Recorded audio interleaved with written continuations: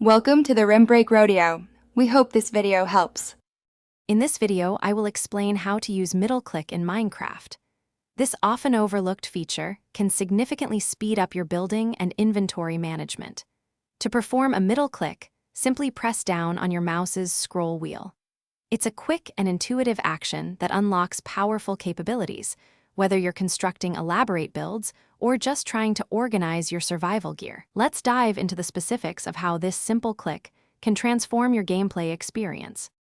In creative mode, middle-clicking on a block instantly places an exact copy of that block into your hotbar. This includes any NBT data, like the contents of a chest or the specific enchantments on an item.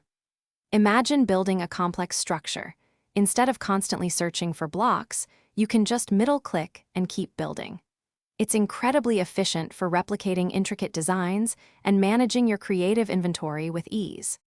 When playing in survival mode, middle-click helps you quickly select items.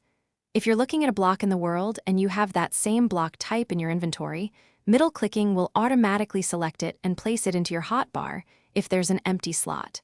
If it's already in your hotbar, it will switch to that slot. This saves valuable seconds during mining or combat, keeping your focus on the action. Beyond basic block selection, middle-click has even more uses.